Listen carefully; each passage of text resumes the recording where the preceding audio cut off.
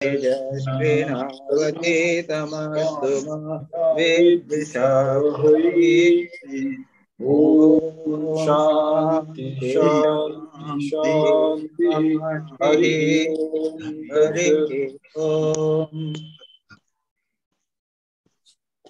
ओम। जी 18 हो गए। आज मुझे करना है समरी। जी आज जो आर्टिकल है, 2 आर्टिकल हैं भक्ति पे। स्वामी विवेकानंद ने लाहौर में और सियालकोट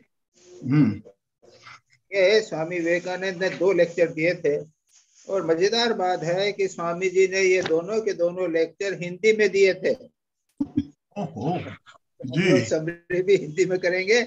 और दोनों पंजाब में दिए थे। और उन्होंने क्यों किया था ये हमने एक बार कहीं सुना है। वो पंजाब में वो गए तो उन्होंने देखा कि यहाँ पे भक्ति नहीं है, सब ज्ञान ज्ञान की बात है। और आर्य समाज जो है वो तो मूर्ति पूजा को प्रोत्साहन नहीं देता।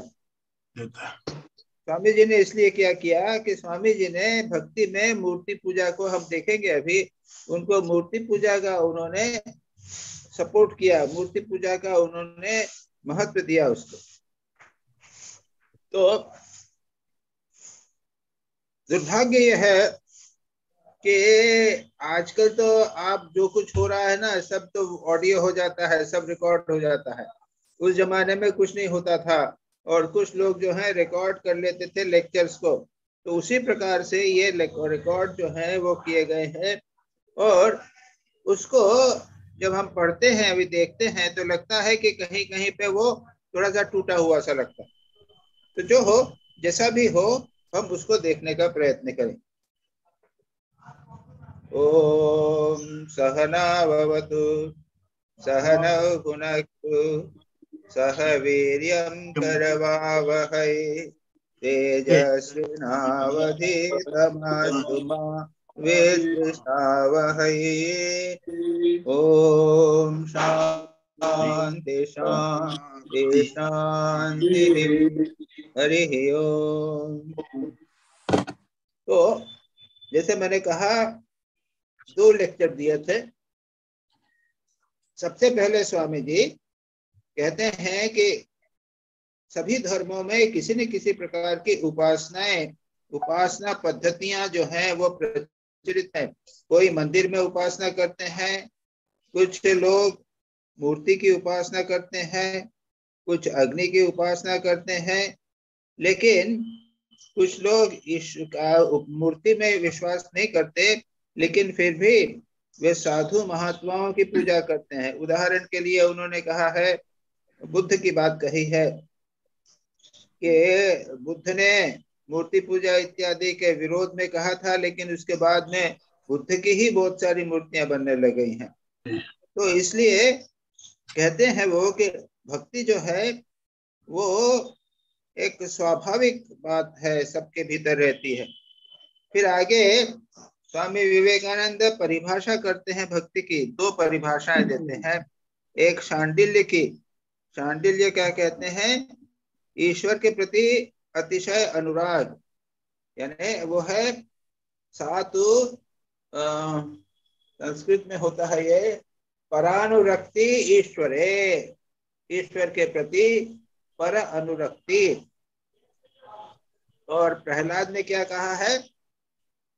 वो कहते हैं कि यदि व्यक्ति को, स्वामी जी समझाते हैं कि भोजन न मिले तो कष्ट होता है और मृत्यु हो जाए बच्चे की तो कष्ट होता है। तो कहते हैं या प्रीति रविवेकानाम विशेषु अनुपायिनी सा त्वाम अनुसरत स्वामे विदयात मापसर्पतु। ये परिभाषा प्रहलाद ने दी। उसके बाद वो कहते हैं स्वामी जी कि नाम निकारी बहुधा निज सर्व शक्ति। ये एक नारद का कथन है या किसका है वे कह नहीं सकता, या ये फिर महाराज श्री चैतन्य देव का है महाराज। किसका है? श्री चैतन्य देव महाराज शिक्षाष्टकम में। हाँ, शिक्षा चैतन्य का तो ना। तो उसमें कहते हैं, स्वामी जी कहते हैं हमें सदा ईश्वर का चिंतन करना चाहिए, इसके लिए स्थान काल का विचार नहीं करना चाहिए। बहुत महत्वपूर्ण बात है। अगर ये जो हम रिट्रीट कर रहे हैं, ये जो जूम मीटिंग्स कर रहे हैं, उससे अगर हमें ये भाव मिल जाए कि हमें सदा सर्वदा भगवान का स्मरण करना चाहिए, तो ये हम लोगों का जो प्रयत्न है वो सचमुच सफल होगा। उसके बाद स्वामी जी कहते हैं कि विभिन्न प्रकार के नामों से भगवान को पुकारा जाता है।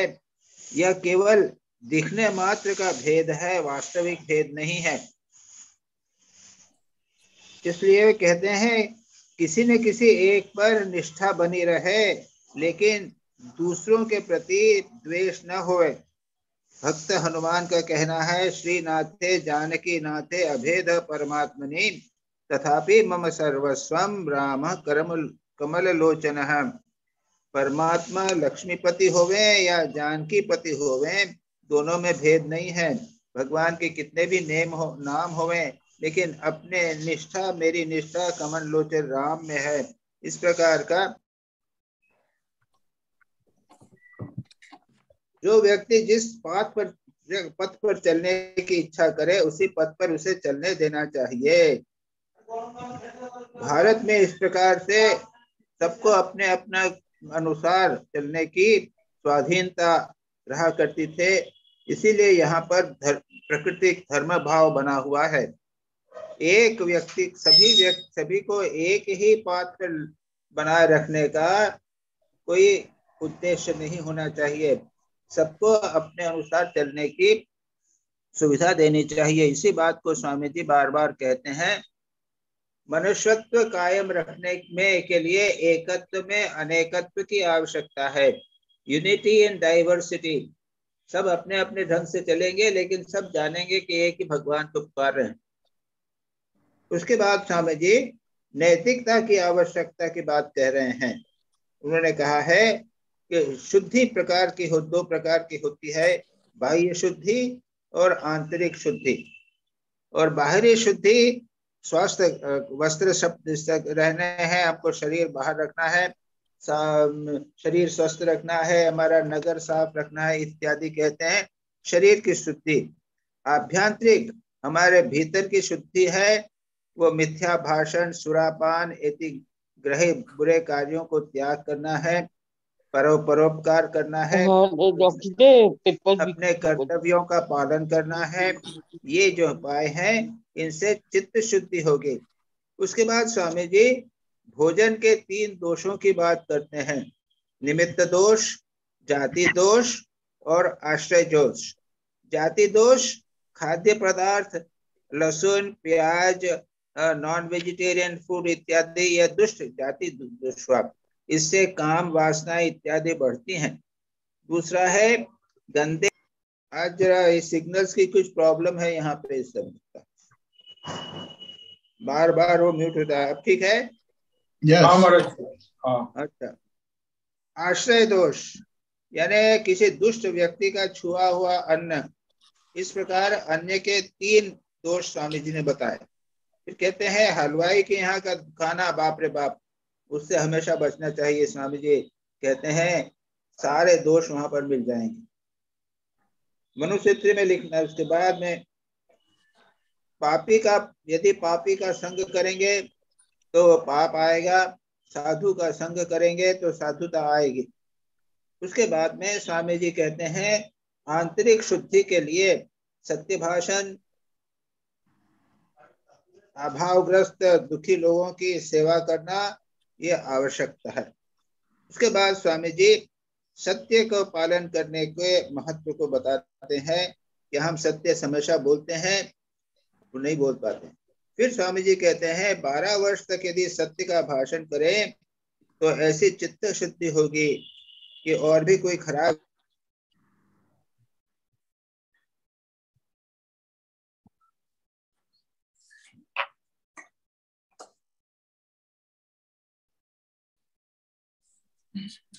जी। फिर स्वामी जी लगता है कि ये क्या है कि टूटा टूटा है। अब स्वामी जी इसके बाद मूर्ति पूजा की बात करते हैं। कहते हैं कि यहूदी लोग मूर्ति पूजा नहीं करते लेकिन मंदिर बनाते हैं। एक आर्क नामक एक संदूक रहते हैं, उस संदूक में ईसा के 10 ईश्वर आदेश रखे जाते हैं, उसकी पूजा करते हैं। तो ये रोमन कैथोलिक और यहूदी मूर्ति में भी किसी न किसी प्रकार से मूर्ति पूजा प्रचलित है। स्वामी जी यही कहते हैं मुसलमानों में पीरों फकीरों की पूजा होती है। इस प्रकार से मूर्ति पूजा किसी न किसी प्रकार से विद्यमान रहती है। सर्वप्रथम अवस्था में मनुष्यों को बाह्य अवलंबनों की आवश्यकता पड़ती है। जिस समय मन शुद्ध हो जाता है उस समय सूक्ष्म से सूक्ष्म विषय पर चित्त को एकाग्र करना संभव है। फिर स्वामी जी वो प्रसिद्ध श्लोक कहते हैं, उत्तमो ब्रह्म सद्भाव ध्यान भावस्तु मध्यम स्तुति जपो अधमो भावो बाह्य पूजा अधमाधम। पूजा के 4 लेवल बताए हैं। उत्तम है मैं ब्रह्म हूं यह भाव रखना, दूसरा है ध्यान करना, तीसरा है स्तुति जप करना, और सबसे निम्न कोटि या प्रारंभ कोटि का है वो मूर्ति पूजा इत्यादि करना। ये 4 बताए। बाह्य पूजा निम्नतर होने पे भी उसमें पाप नहीं है, वो भी ठीक है। जैसा व्यक्ति है वैसी उपासना होती है, इसलिए मूर्ति पूजा की निंदा नहीं करनी चाहिए। इसको स्वामी जी ने कहा जैसा व्यक्ति जैसा है वहां से उसको अग्रसर होने में हमें प्रयत्न सहायता करनी चाहिए। उसके बाद स्वामी जी भक्ति के 2 प्रकार बताते हैं। एक है सकाम भक्ति और निष्काम भक्ति। पुत्र प्राप्ति के लिए और धन की प्राप्ति के लिए, स्वर्ग की प्राप्ति के लिए ये अगर पूजा की जावे तो सचमुच आ जाए तो ये एक भक्ति नहीं है, सकाम भक्ति है। स्वामी जी इसको यानी बिल्कुल महत्व नहीं देते। उसके बाद सच्चा भक्त क्या है, वो कहता है न धनम जन जनम न सुंदरीम कविताम वा जगदीश कामये मम जन्मनि जन्मनि ईश्वरे भवतात भक्ति रहे तुकी। ये सच्चा भक्त कहता है, नारद कहते हैं ये कि हे प्रभु मैं धन जन परम सुंदरी पांडित्य कुछ नहीं चाहता, मैं सदा आपके अहेतु की भक्ति करता रहूं, यही मैं चाहता हूं। बिना हेतु के, बिना स्वार्थ के, बिना फल की इच्छा से मैं भक्ति करूं। जिस समय ईश्वर मनुष्य सब चीजों में ईश्वर को तथा ईश्वर में सब चीजों को देखने लगता है उसी समय उसे पूर्ण भक्ति प्राप्त होती है। तो ये तो उच्चतम स्थिति है, जैसा कहा ना उत्तमो ब्रह्म सद्भाव।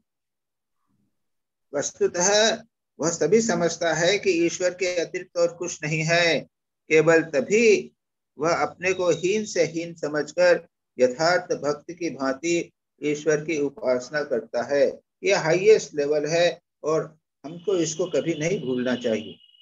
उसके बाद स्वामी जी कहते हैं अनेक मतवाद हैं ईश्वर के संबंध में। कोई ईश्वर को पिता समझता है, कोई माता समझता है, और राधा कृष्ण में के भाव जो है उसमें ईश्वर को अपना प्रियतम समझा जाता है।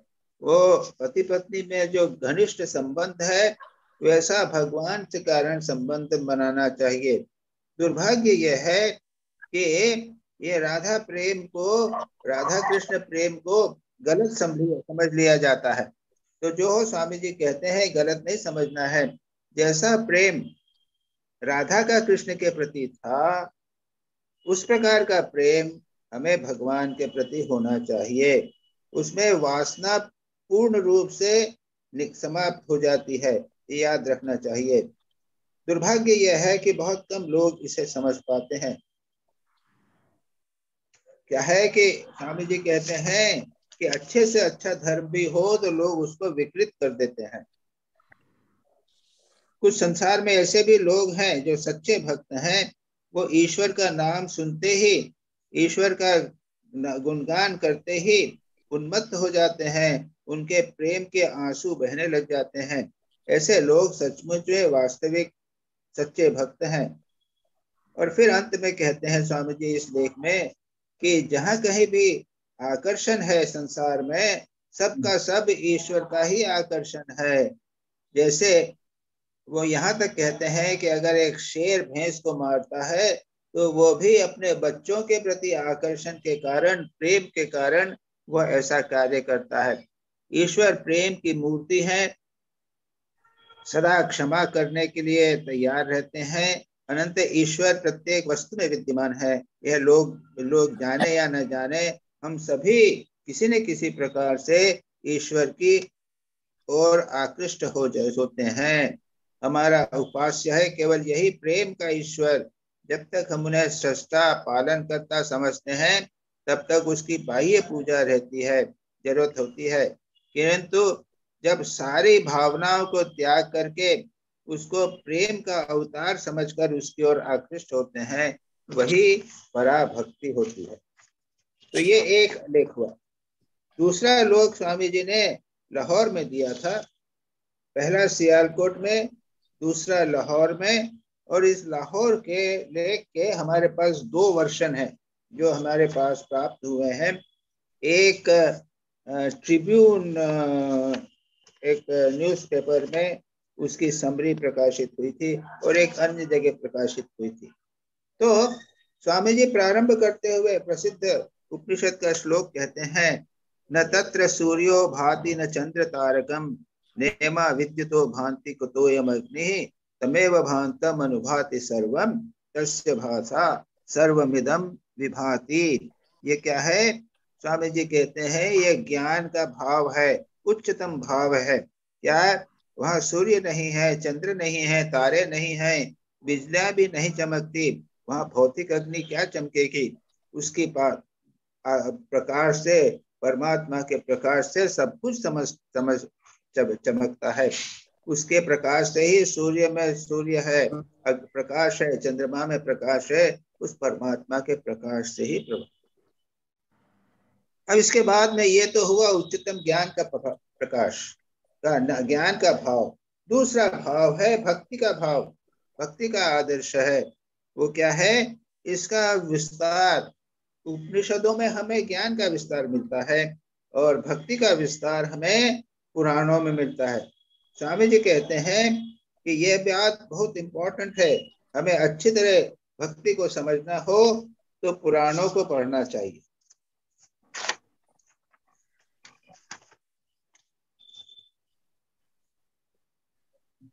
भक्ति के दृष्टांत तो समझना, दर्शाना पुराणों का मुख्य उद्देश्य है। यह आदर्श साधारण मनुष्य के लिए अधिकतर उपयोगी है। ज्ञान को समझना बड़ा कठिन है, लेकिन भक्ति हृदय सब में विद्यमान है और उसको समझना इतना कठिन नहीं है। अगर कोई वेदांत का तो उसको यदि वेदांती सचमुच होना होगा तो उसको भय को पूरी तरह दूर करना पड़ेगा। लेकिन भक्ति में चल जाएगा तो भय भी होगा, तो भक्त जो है वो भगवान को चिपके रहता है, डर के मारे भगवान के पास आता है। जिन लोगों में चारों ओर बंधन है, बाहर भीतर सर्वत्र हजारों बातें उलझी हुई हैं, उन सब के लिए क्या है? हमारे पुराण ऐसे लोगों को भक्ति का अत्यंत मनोहारी संदेश देते हैं। हम लोग जो बंधे हुए हैं, निम्न कोटि के हैं, बाधाएं हैं, उनके लिए भक्ति का दृष्टांत दिए जाए। और फिर उसके बाद में उन्होंने कहा, ध्रुव के, प्रहलाद के, सैकड़ों हजारों संतों के अद्भुत जीवन कथाएं पुराणों में वर्णित है, हम सब जानते हैं। इन दृष्टांतों का उद्देश्य यही है कि लोग उसी भक्ति को अपने अपने जीवन में विकसित करें। पुराणों के प्रति हमें कृतज्ञ होना चाहिए। बौद्ध धर्म में जब को ही उड़ा दिया था, तब मानव पुराणों ने उस भक्ति धर्म को बनाए रखा। दैनिक जीवन में, व्यवहार में यह भाव हमें बनाए रखना चाहिए। व्यवहारिक जीवन में वही धीरे धीरे प्रस्फुटित होकर अंत में प्रेम का सारभूत बन जाता है, जब भक्ति का भाव है। फिर स्वामी जी कहते हैं पुराणों की आवश्यकता को पुनः बार बार इस आर्टिकल में, इस प्रवचन लेक्चर में उन्होंने कहा था। उसके बाद सगुण ईश्वर के बिना काम नहीं चलता, यानी बिना ईश्वर को रूप के बिना बड़ा मुश्किल है, अधिकांश लोगों के लिए संभव नहीं है। हम लोग मर्त्य लोक में साधारण मनुष्य की भांति रहेंगे, तब तक हमें मनुष्य को ही भगवान के रूप में देखना पड़ेगा। इसलिए हमारी भगवान विषयक धारणा उपासना स्वभावतः मानुषी ही होती है। वह सचमुच ही यह शरीर, मानव शरीर जो है, ईश्वर का सर्वश्रेष्ठ मंदिर है। इसके बाद में स्वामी जी कहते हैं, लेकिन मेरा मतलब पुराणों के अस्तित्व की रक्षा करने के साथ एक सार तत्व जिसे लुप्त नहीं होने देना चाहिए, और वह सार तत्व है उनमें निहित भक्ति संबंधी उपदेश, धर्म को मनुष्य के दैनिक जीवन में परिणत करना, दर्शनों के उच्चाकाश से विचलित करने वाले धर्म को साधारण मनुष्यों के दैनिक जीवन में उपयोगी करना, ये है जो पुराण है उनका सार महत्वपूर्ण उद्देश्य। अब ट्रिब्यून में जो वो रिपोर्ट है उसका संक्षेप में हम वर्णन करते हैं। स्वामी जी ने बताया है कि मनुष्य चैतन्य और आध्यात्मिकता आदि विषयों पर चाहे जितनी बातें करे, वास्तव में हम ही सब जो है ना, ये हम फिजिकल लेवल पे रहते हैं, भौतिक लेवल पे रहते हैं, जड़ लेत पर रहते हैं। उसी से हमें धीरे धीरे जड़ भाव को से धीरे धीरे उठकर चैतन्य भाव में, आध्यात्मिक भाव में उत्पन्न आगे बढ़ना चाहिए। भक्ति आदर्श अवश्य आध्यात्मिक है, पर उसका रास्ता जड़ पदार्थ के भीतर ही होगा, अन्यथा नहीं होता। मनुष्य जड़ मंदिर बनाकर भगवान की प्रीति कर सकता है, भगवान की मूर्ति बना सकता है, इसमें कोई बुराई नहीं है। वह आध्यात्म धीरे धीरे वह अध्यात्म तक पहुंचेगा। स्वामी जी ने उसके बाद मूर्ति पूजा के विरोध की समीक्षा की। सर्वप्रथम कबीर ने मूर्ति के विरोध किया था, उसके बाद अन्य संतों ने भी, कई लोगों ने मूर्ति की विरोध किया, लेकिन और भी ऐसे लोग हैं उन्होंने निंदा नहीं की, लेकिन मूर्ति पूजा को उच्चतम आदर्श नहीं माना। यहूदियों में मूर्ति की पूजा के उनको डिस्कस किया।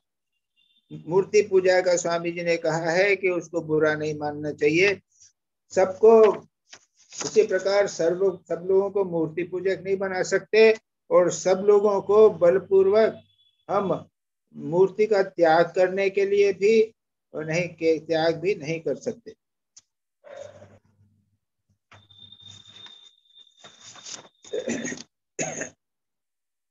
अंत में स्वामी जी ने भक्ति की तुलना एक त्रिकोण से की है। भक्ति का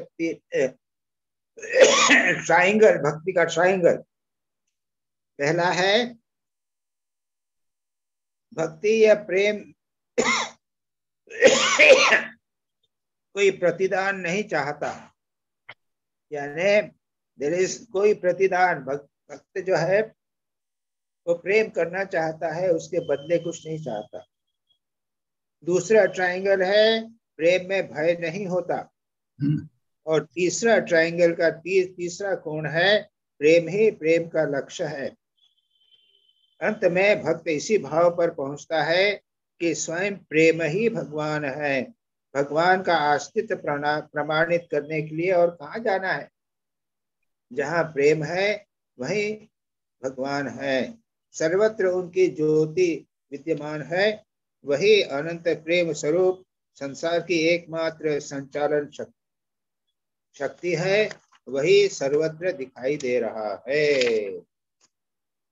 तो पता नहीं कैसी मैंने समरी की, यानी इस प्रकार से ये दो लेखों में स्वामी जी ने अपने अनुसार भक्ति का विश्लेषण किया। ठीक है कि नहीं? ठीक है, बहुत बढ़िया महाराज, बढ़िया तो बोलेंगे। चलो भाई महाराज जी ये क्वेश्चन पूछने के पहले इसके अंदर एक सवाल मेरे का ये था कि भक्ति के जो 3 ट्रायंगल बताए थे, उसमें सेकंड ट्रायंगल एक्सप्लेन कर देंगे? love for reward or service of any kind was the beggar's religion, the shopkeeper's religion, with very little of real religion in it. ये पहला ट्राइंगल है। नहीं, हाँ पहला नहीं, ये सेकंड वर्ड। पहले में तो दूसरा है भक्ति में भय नहीं होता। अच्छा, इंग्लिश में पहला है ये। नहीं ऐसा नहीं है। The love knew no want, the second that love knew no fear, and third is हो गया ना। हाँ बराबर, सेकंड में हुआ ना love no fear। हाँ, और थर्ड बता देंगे। अरे थर्ड इज प्रेम में, तो प्रेम ही प्रेम का लक्ष्य है। तो फिर ये बेगर है नहीं, पहला है कि प्रेम में बेगर नहीं है और मांगने वाला नहीं होती चीज, पहला है ना। there is no begging। महाराज मैं 1 मिनट इंग्लिश में पढ़ रहा हूँ। In conclusion he likened bhakti to a triangle. The first angle was that love knew no want. The second रुक जाओ वहां पे। हाँ रुक जाओ। फर्स्ट हो गया ना, सेकंड क्यों बोल रहे हो? अच्छा हाँ, फिर से पढ़ो, फर्स्ट पढ़ो। जी मैं first. The first angle was that love knew no want. बस हो गया ना। लव जो है उसकी कोई आवश्यकता नहीं है, प्रेम कुछ नहीं चाहता उसके बदले। बराबर, ये हो गया फर्स्ट। हाँ, second that love knew no fear. Love में भय नहीं, डर नहीं होता। बराबर, दो समझ। आप तीसरे पे आ रहा हूं मैं, जो खास love for reward and service of any kind was the beggars religion for the shopkeeper. हो गया, वो हो गया। आखिरी में जाओ, थर्ड पे जाओ। नहीं तो फिर ये तो ये नीचे जाओ, थर्ड। नहीं, बस इसके अंदर यही है, लव फॉर रिवॉर्ड। नहीं दिलीप जी, वो थर्ड नहीं है, वो एक्सप्लेन कर रहे हैं फर्स्ट पॉइंट को। हाँ तो वही मैं पूछ रहा हूँ कि इसका मीनिंग क्या हुआ। वही तो मैं कहा कि वो बेगिंग नहीं करता, प्रेम करता है। नहीं, ये नहीं कहता है कि भगवान मेरे को नाम यश दो। जी ओके राइट। जी बस महाराज हो गया। तो जी थर्ड वाला ट्रायंगल क्या हुआ? तीसरा ट्रायंगल बोलो ना दिलीप भाई। तुम बताओ तीसरा क्या है? हाँ इसमें दिलीप भाई तीसरा क्या है? हाँ यहाँ पे देख रहा हूँ मैं। Let them not become beggars because they are the first beggary was the sign of atheism. Foolish indeed is the man who living on the banks of the Ganga digs a little well to drink water. So अरे नीचे जाओ और नीचे जाओ। नहीं वो last में नीचे लिखा है लास्टली लव फॉर में है। हाँ तो lastly love was love unto love itself, वो है लाइन। यस नहीं मेरे हाँ लास्टली करके लिखा हुआ है। हाँ तो प्रेम है जी, तो आप पढ़ दो। प्रेम का लक्ष्य है। हाँ जी हो गए महाराज। राइट, थैंक यू महाराज। प्रणाम। आ जाओ इतू जी प्रणाम महाराज। मेरा पहला प्रश्न है, the internal man is to be purified by not speaking falsehood, by not drinking, by not doing immoral acts, and by doing good to others. So this is from the text. मेरा प्रश्न है कि if all these are followed, but practically it may not be 100%, still the internal purity must come. नहीं ऐसा है कि जितना आप करोगे उतने आप प्योर होगे। To the extent you practice this, to that extent you are pure. Sometimes there is 10% purity, 20% purity, 25% purity. Okay. Okay. The second question is that one man kills another because of some selfish purpose, but the motive behind is love, whether for himself or for anyone else. So this is from the text. Now my question is, but there are many killings where there is blinding anger just by the feeling of hatred. So how can we explain this here? ये देखो, ऐसा है कि कोई आदमी किसी की hatred, अगर एक मुसलमान हिंदू को हेट करता है तो वो मुसलमान को प्यार करता है। मुसलमान की अल्लाह के कोई जो प्रेम है उसके कारण हिंदू के प्रति उसकी घृणा हुई। तो सबके पीछे स्वामी जी कहते हैं, यानी जो डाकू है उसको मारता है, किसको मारता है? किसी को मारता है, किस लिए मारता है? कि मेरे बच्चे को प्रेम, मेरे को खाना मिले। वो अपनी पत्नी को प्यार करता है, अपने बच्चों को प्यार करता है, दूसरे को मार डालता है। तो डाकू के पीछे भी प्रेम है। सर्वत्र स्वामी जी कहते हैं कि प्रेम से प्रेरित होकर सब कुछ होता है। ये बात कर रहे लेकिन जिसको सेल्फिशनेस कहते हो, गुस्से में मार, सेल्फिशनेस, जिसको आप सेल्फिशनेस, नहीं सेल्फिशनेस जो है वो सेल्फिशनेस इस प्रकार का स्वामी जी कहते हैं सब जगह प्रेम नहीं है, अट्रैक्शन तो सर्वत्र है। हाँ, यानी क्यों मारा है? तो यानी वो डाकू जा रहा है, वो दृष्टांत देते हैं कि बच्चा, उसकी माँ, उसकी पत्नी जो है गोद में लेके बच्चे खड़ी हुई है, डाकू डाका डालने जा रहा है, मारने जा रहा है, बच्चे को देख के उठा के गोद में चुम्बन करता है, उसके बाद जाता है। ठीक है, दैट इज इट जी। थर्ड क्वेश्चन है, he particularly instanced the idea that care should be exercised as to who was allowed to touch food, and pointed out that there was a deep psychological significance in this. Now my question is, I have read several times that while cooking food, the mental impressions play an important role, and also by touching that. So how it could be explained? देखो, ऐसा है कि हम क्या करते हैं, भगवान खाना बनाते हैं तो आप जिस भाव से खाना बनाओगे वो भाव जो है खाने में आ जाएगा। इसलिए स्वामी जी कहते हैं, यानी हलवाई का खाना मत खाइए, वो बाहरी दृष्टि से भी खराब है और जिसके हाथ से छुआ है वो भी खराब है। अब ये जो बात है ना, ये बहुत अच्छी बात है भाई। हम लोग इतने नहीं, हमारा मन तो ऑलरेडी नीचे है, हम बड़े स्वयं अपने अपवित्र इतने हैं, तो कहाँ पवित्रता का फूड के ऊपर पवित्रता की बात करते हो? यानी जो वैष्णव है वो बड़ा सावधान है, मेरा खाना बहुत अच्छा होना चाहिए, और खुद वो गंदे विचार करेगा। ऐसा नहीं होना चाहिए। इसलिए स्वामी जी ने जो कहा है, ये फूड जो है वो हायर लेवल है, सच पूछा जाए। ये हम घर में संसार में जो रहते हुए एक खाने के संबंध में इतनी शुद्धता संभव नहीं है। और ये तो कोई साइकोलॉजिकल, अरे हमारे मन में न जाने कितने विचार साइकोलॉजिकली बुरे विचार आते रहते हैं, तो क्या करोगे भाई? और खाने की बात कर रहे हो? अरे पहले अपने मन को शुद्ध करो, उसके बाद शरीर, खाने की शुद्धि के का प्रश्न उठा।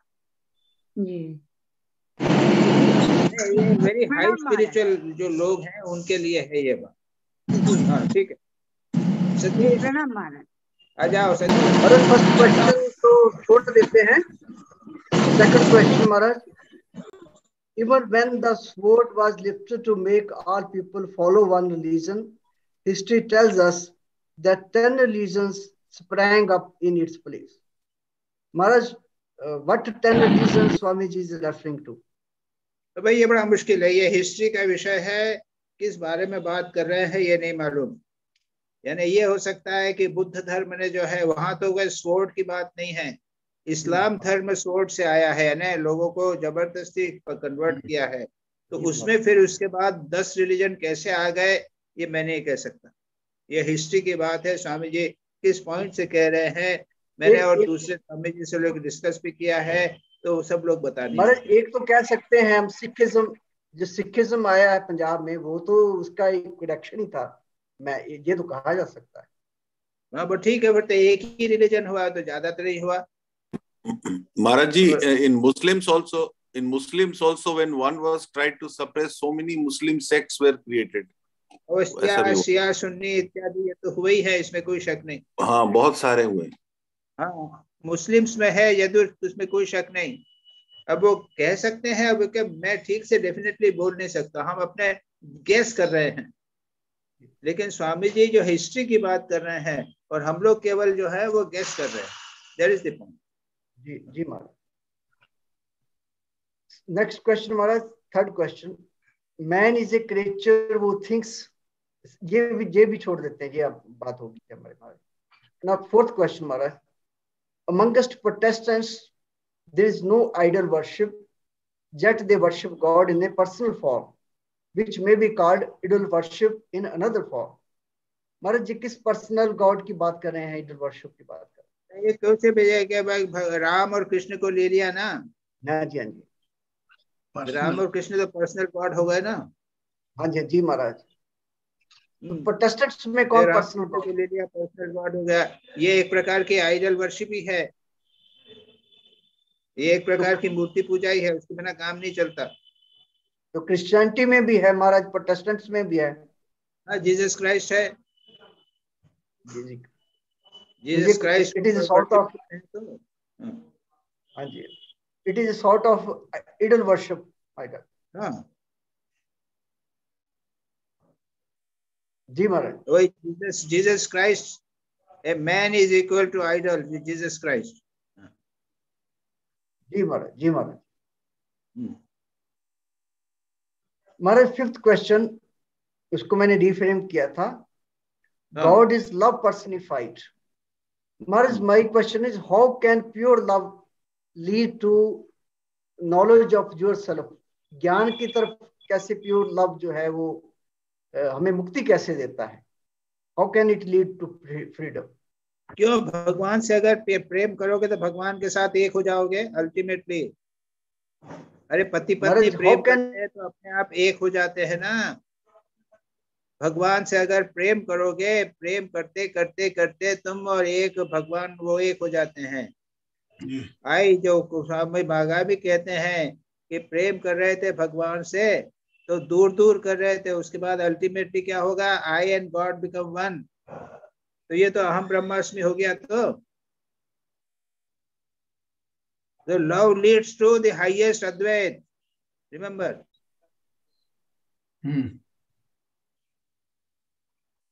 नहीं क्या? राइट। सतीश हुआ तो म्यूट हो गए सतीश जी। सतीश जी म्यूट हो आप, अनम्यूट। जी जी जी महाराज, जी महाराज अनम्यूट कर दिया मैंने। ठीक है Maharaj, I have got the answer Maharaj. Next question, sixth question, in the second article आ गया तो क्वेश्चन है, प्रेम से यू रीच द हाईएस्ट। जी Maharaj, I have got the answer Maharaj, सुन लिया मैंने। ओके ओके, ठीक है ठीक है। Next question 6. In the second article, Swami say that bhakti is natural because man is weak by nature. He needs a personal God for support. Maharaj, my question is, can true bhakti be practiced by the weak?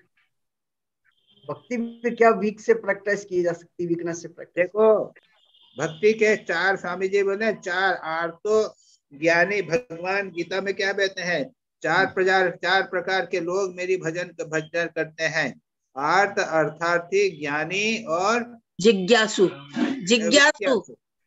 आर्थ, अर्थार्थी, ज्ञानी और जिज्ञासु।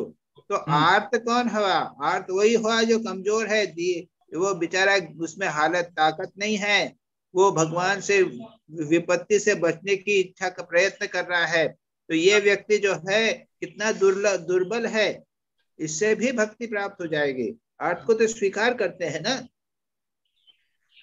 लेकिन अधिकांश लोग हैं वो स्वार्थी होते हैं, अपनी पेट पूर्ति के लिए भी भगवान की पूजा करते हैं, तो इसको बुरा नहीं कहा भगवान ने। लेकिन प्रेमा भक्ति तो उसमें वीकनेस नहीं है। प्रेमा भक्ति बहुत ऊंची बात है भाई। Next question Maharaj, in spite of extra vengeances, there is a doctrine that is preached in Puranas. What is that doctrine? कौन सी डॉक्ट्रिन प्रीच? जो डॉक्ट्रिन पुराणास में प्रीच की जाती है, कौन सी डॉक्ट्रिन महाराज? इज इट भक्ति? नहीं, क्या हुआ? पुराणों what is the doctrine? Doctrine बोल रहे हो ना? हाँ जी, हाँ जी, तो वहां पे उन्होंने वर्णन किया है, तो पुराणों की बात हो रही है ना? जी जी महाराज, जी जी महाराज। तो वो जो तुमने पढ़ रहे हो ना, उसके पीछे अगर शुरू में उसको पढ़ोगे तो सारा क्लियरली बताया गया डॉक्ट्रिन, पुराणों की डॉक्ट्रिन जो है वो मेरे पास हिंदी में बोलता हूँ। हाँ जी, वो सार तत्व जो है ना, डॉक्ट्रिन जो सार तत्व है उसको डॉक्ट्रिन पता है। उसमें क्या है, वह सार तत्व है, उनमें निहित भक्ति संबंधी उपदेश, धर्म को मनुष्य के दैनिक जीवन में परिणत करना, आदर्शों के उच्चाकाश में विचरण करने वाले धर्म को साधारण मनुष्यों के लिए दैनिक जीवन में जीवनोपयोगी और व्यवहारिक बनाना, ये डॉक्ट्रिन्स हैं जो पुराणों में प्रचलित है। जी महाराज, ठीक हुआ? ठीक ठीक महाराज, ठीक महाराज, बिल्कुल ठीक। अच्छा, महाराज लास्ट क्वेश्चन,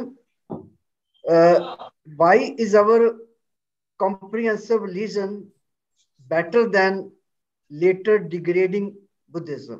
ये बात महाराज स्वामी जी ने क्यों कही महाराज? क्या है, क्या कहा, फिर से समझाओ फिर से। Why is our all comprehensive religion better than later degrading Buddhism? Degrading Buddhism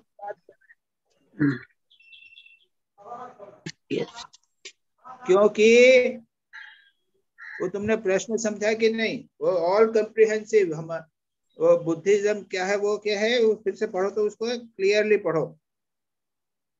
महाराज इसको ढूंढना पड़ेगा महाराज, एक मिनट। तो 1 मिनट में, उसको हिंदी में है कहीं पे, कहाँ है? मैं इंग्लिश पढ़ दूं महाराज? हाँ पढ़ो तो। हाँ महाराज, it's written, we have not only to acknowledge the power of the Puranas in our own day, but we ought to be grateful to them as they gave us in the past a more comprehensive and a better popular religion than what the degraded later day Buddhism was leading us to. हाँ, क्या हुआ था, Buddhism जो है वो जो कर्मकांड और इसमें यज्ञ में जो बलि वगैरह था उसके रिवोल्ट में पैदा हुआ था। उसने सब ये कर्मकांड इत्यादि पैदा कर दी, मूर्ति पे जब बंद कर दी, उसके बाद में बुद्धिज्म जो है वो डिग्रेड हो गया था। डिग्रेड यानी करप्ट हो गया था, उसके अंदर काम और व्यभिचार आ गया था, वो डिग्रेडेड बुद्धिज्म हुआ था। तब किसने हमें बचाया है? ये मूर्ति पूजा ने बचाया। तो सब डिग्रेड हो गया था, रिस्ट्रिक्टेड हो गया था, भगवान को नहीं माना था, इत्यादि सब किया था। और ऐसे में ये मूर्ति पूजा इत्यादि ने हमें बचाया है। उस लास्ट लाइन फिर से पढ़ो तो Kundu. Last line is, but we ought to be grateful to them as they gave us in the past a more comprehensive and a better popular religion than what the degraded later day Buddhism was leading us to. Grateful to whom? Purana. Grateful to the Purana. Purana. Yes. उसमें बहुत सारी बातें ऐसी मिली हैं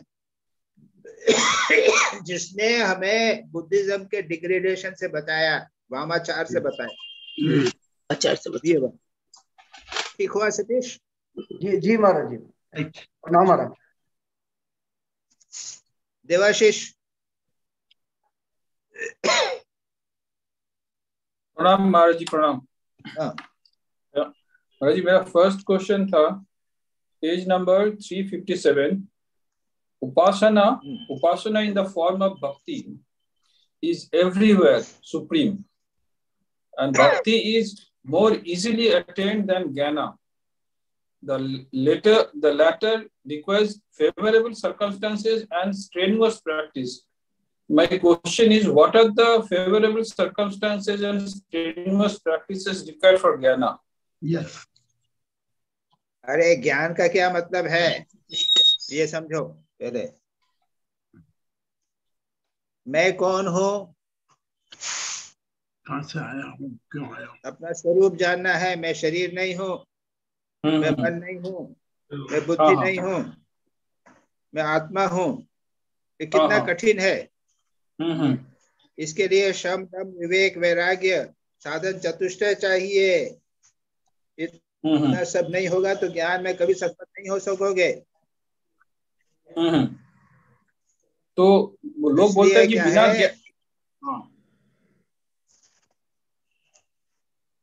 जी हाँ महाराज जी बोलिए बोलिए, I am sorry, बोलिए महाराज जी, कंटिन्यू प्लीज कंटिन्यू। है कि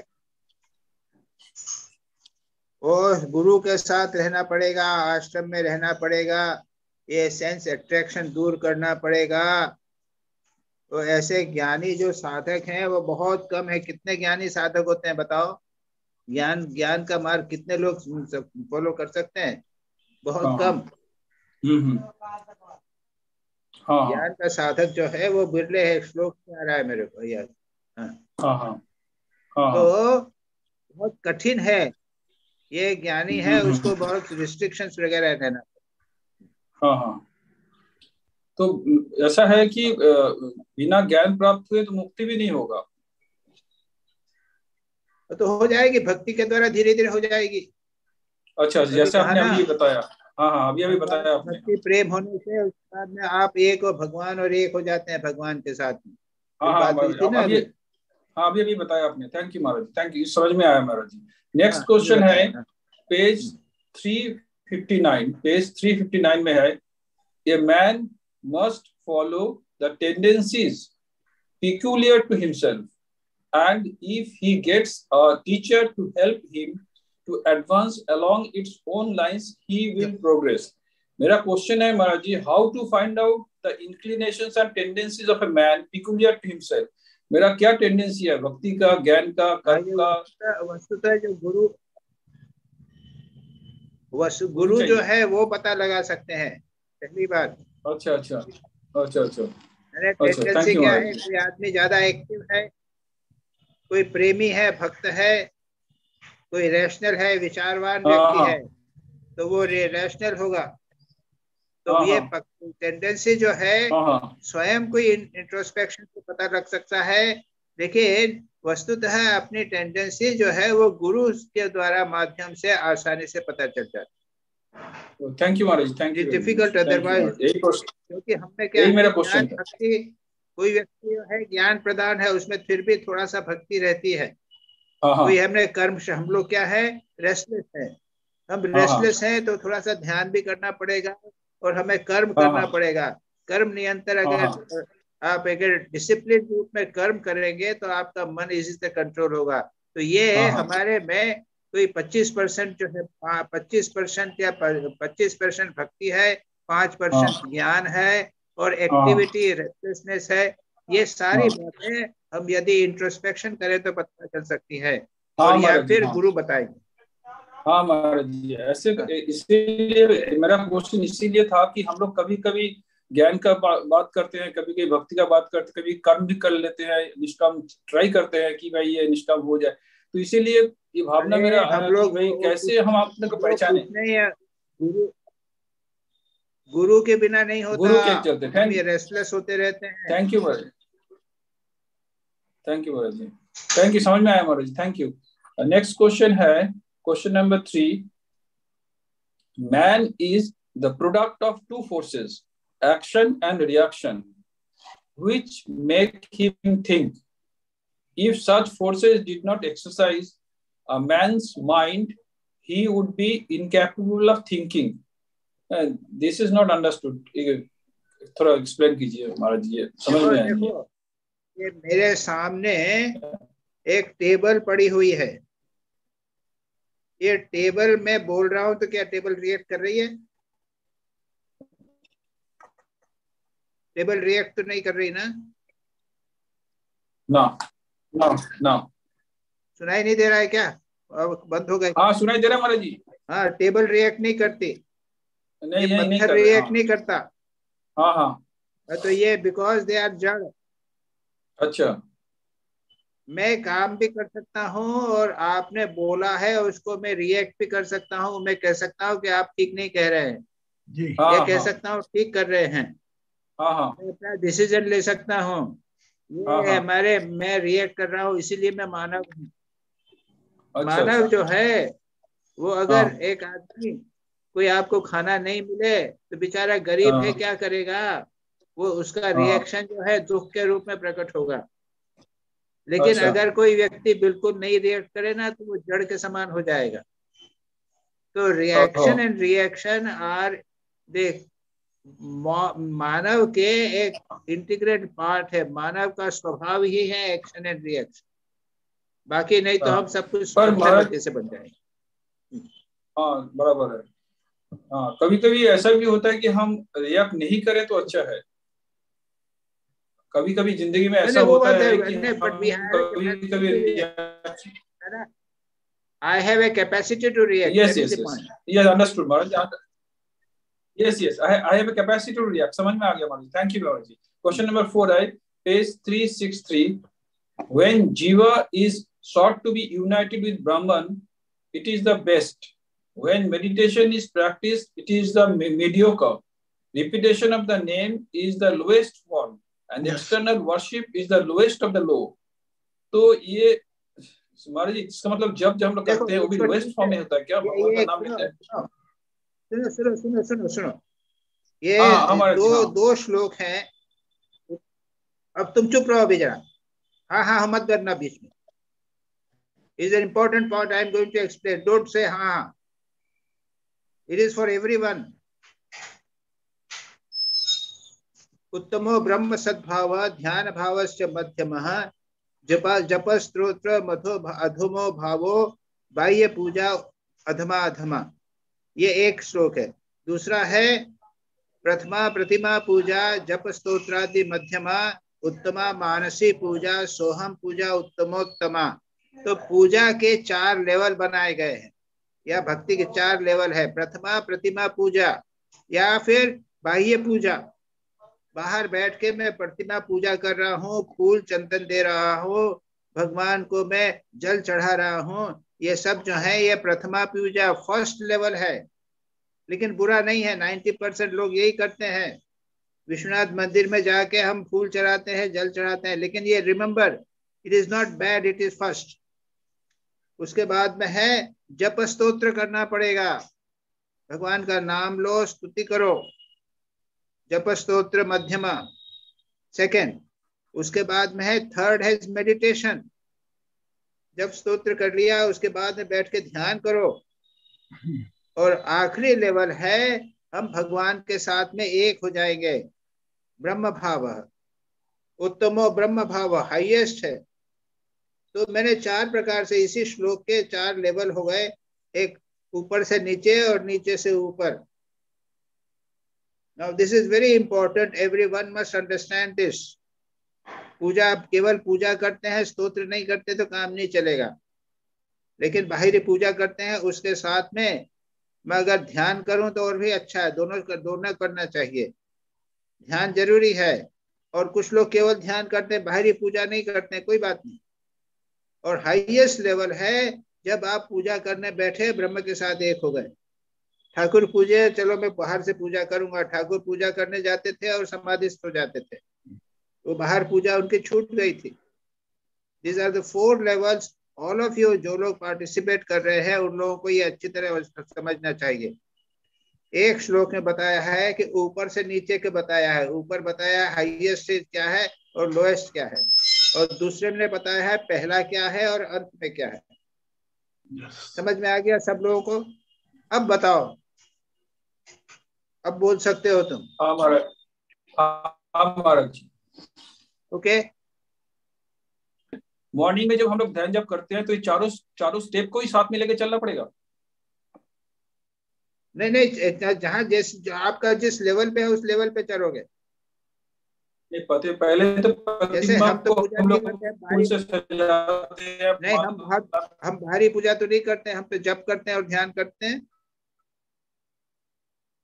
हम जप करते हैं, ध्यान करते हैं। उच्चतम लेवल पे हम नहीं पहुंचे हैं अभी, याद रखो, वो तो हाईएस्ट है। पूजा करने का मतलब हम लोग क्या करते हैं, हम बाहरी पूजा में माला चढ़ाना, फूल चढ़ा दिया, लेकिन हम जब करते हैं, ध्यान करते हैं, इतना ही करते हैं 90% लोग, हम लोग।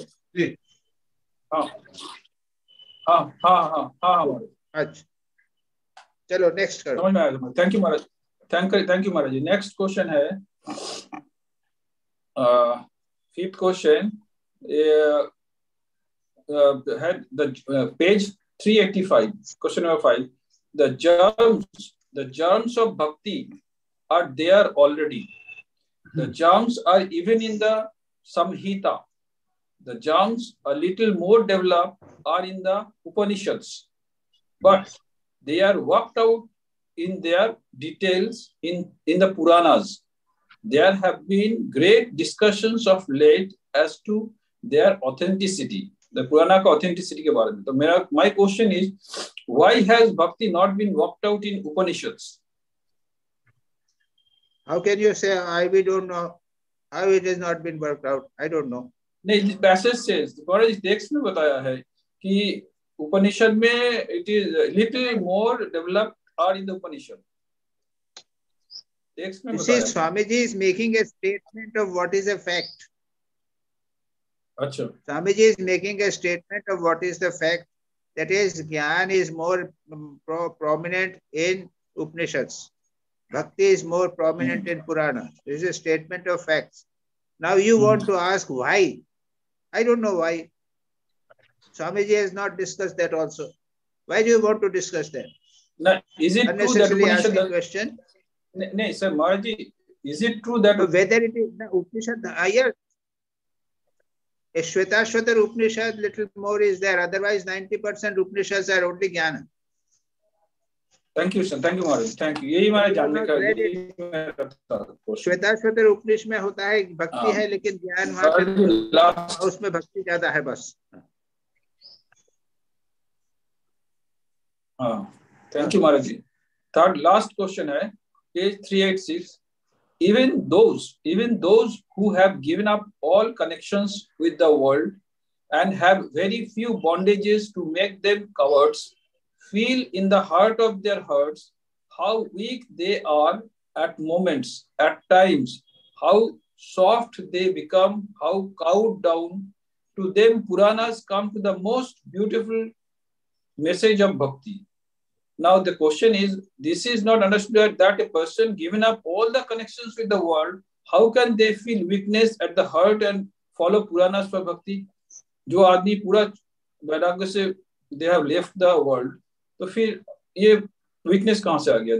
This is not understood that a person given up all the connections with the world, how can they feel weakness at the heart and follow Puranas for bhakti? तो ज्ञान का मन में आ जाएगा। नहीं, बिकॉज कभी न कभी वो आर्ट हो जाएंगे, दुख आ जाएगा उनके जीवन में। सब कुछ कनेक्शन छोड़ दिया है, अपने शरीर के ऊपर बीमारी आ गई तो क्या होता है, माँ माँ करके पुकारते हैं।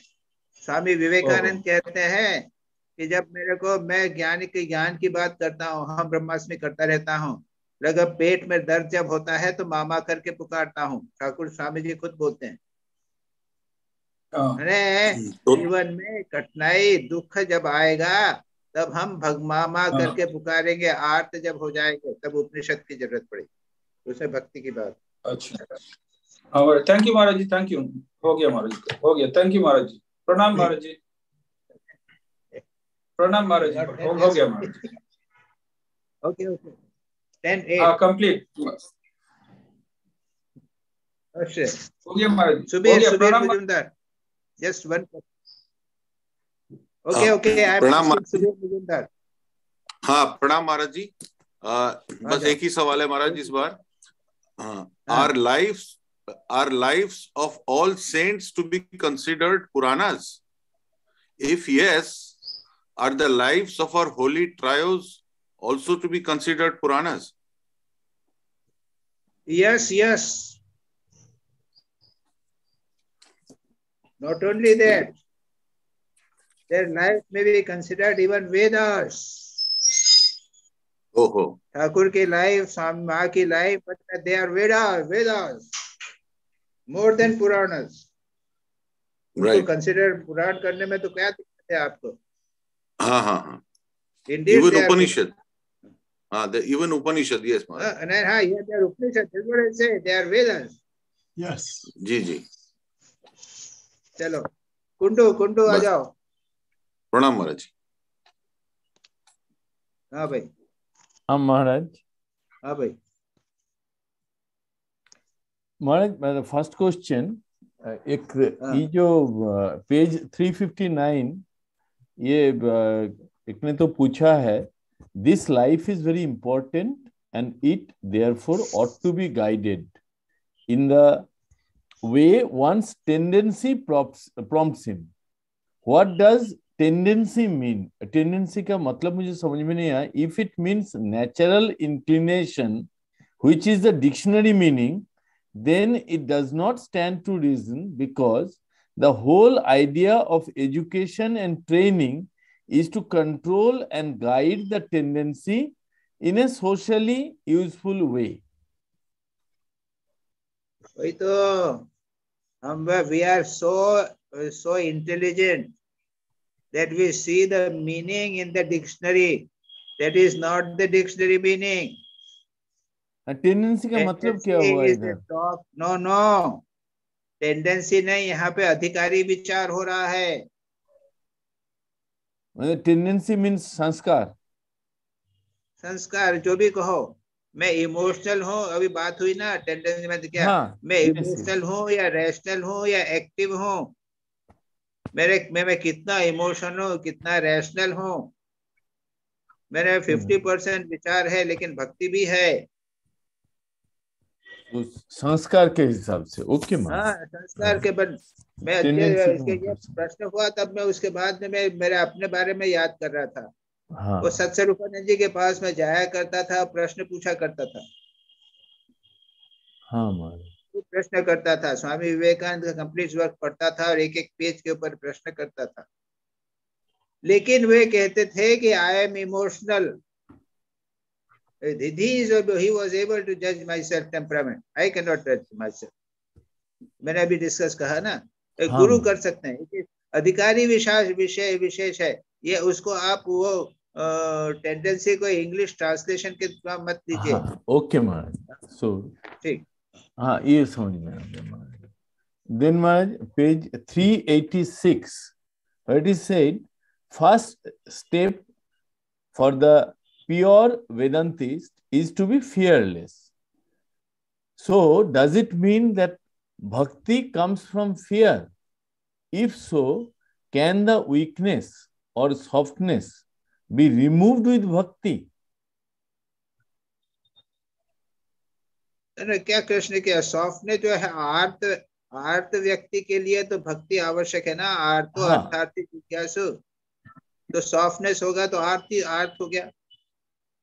और फियर होगा तो फियर ऑफ गॉड. कंस में फियर ऑफ गॉड है. कंस मुक्त हो गया. कंस का दृष्टांत कितना देते हैं भाई पुराणों में? तो कंस का दृष्टांत बहुत दिया जाता है. भगवान, भय यदि हो तो भगवान से करो, प्रेम हो तो भी भगवान से करो. भय को भी बताया ना, एक प्रकार का मार्ग बताया है पुराणों में. अच्छा Maharaj. Yes Maharaj. So, if one if one follows the path of bhakti, फिर धीरे धीरे तो उनका फियर खत्म हो जाएगा, भगवान में शरणागति आ जाएगा. आ जाने दो, क्या है तो फिर क्या हुआ? हाँ, मैं वही बोल रहा हूँ. तो भक्ति फियर से, भक्ति तो नहीं, मतलब भक्ति से आर्त को जो फियर आया है और भगवान को पुकार रहे हैं, तो पुकारते पुकारते उसका जो फियर कम हो जाएगा ना. That's what I am asking. हाँ. ओके. नहीं, वो क्या है उसको ओरिजिनल में क्या है?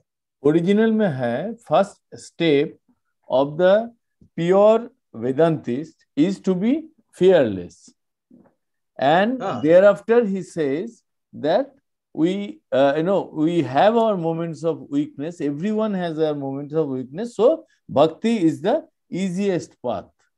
He was telling bhakti is very natural.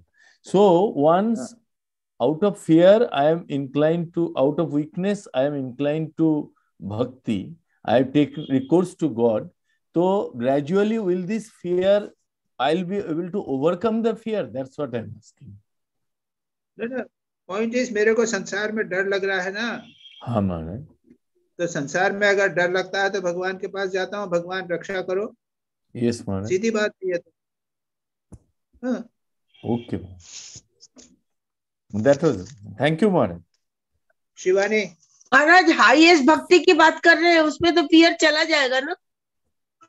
है, मिस्टर कुंडू पूछ रहे हैं कि हाईएस्ट भक्ति में तो फियर चला जाएगा। हाईएस्ट भक्ति, हाँ, वही पूछ रहे हैं। हाईएस्ट भक्ति फियरलेस होता है। उसी को रागा भक्ति बोलते हैं ना। इज दैट इज रागा भक्ति, हाईएस्ट भक्ति। अरे एनालिसिस क्या करते हो, भक्ति करो ना, राग भक्ति ना निराग भक्ति। हम लोग बैठे बैठे एनालिसिस कर रहे हैं भक्ति का, भक्ति करेंगे नहीं।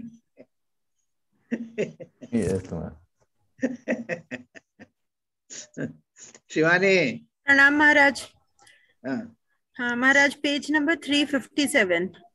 भक्ति is more easily attained than jnana. The latter requires favorable circumstances and strenuous practice. Yoga cannot be properly practiced unless a man is physically very healthy and free from all worldly attachments. So, my question is, why yoga cannot be practiced by physically weak ones? अरे कैसी बात करते हो, योग क्या तुम बैठे हुए 2 घंटे कोई बैठ के योग कर सकता है, आसन में बैठ सकता है बिना हिले डुले? सोचो तो। योग की तो फर्स्ट कंडीशन है फिजिकल बॉडी ठीक होना चाहिए। अरे ज्ञान भी चल सकता है। हाँ, पर महाराज आजकल जो बताया जाता है, बीमार आदमी भी कर सकता है, लेकिन योग तो नहीं कर सकता कोई।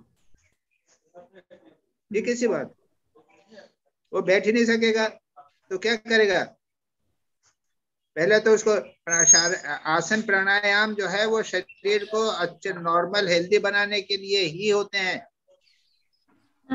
अच्छा खाना पड़ेगा, बैठना पड़ेगा बराबर समय पर, प्राणायाम करना पड़ेगा। ऐसा करने पर वो ध्यान का अधिकारी हो सकेगा। तुम्हारा प्रश्न क्या है? प्रश्न यही है महाराज, क्योंकि योगा इसलिए बताया जाता है ना, अगर कोई फिजिकल प्रॉब्लम है या कुछ, उसको ठीक करने के लिए। अगर कोई पहले से ही प्रॉब्लम है किसी को, तो वो ठीक करने के लिए कर रहा है ना योगा। पर यहाँ पर ये कहा गया है कि ओनली हेल्दी कैन डू। आजकल 90% लोग तो हेल्दी बनने के लिए ही तो योग करते हैं, प्रैक्टिस करते हैं। ये योग तो है ना बाहर एक्सटर्नल योग है, इसको योग नहीं बोलते। जब ध्यान होगा ना तब ठीक ठीक योग आएगा।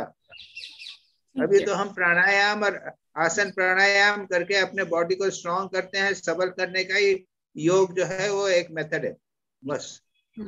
मतलब kind of exercise. Kind of exercise. ठीक है।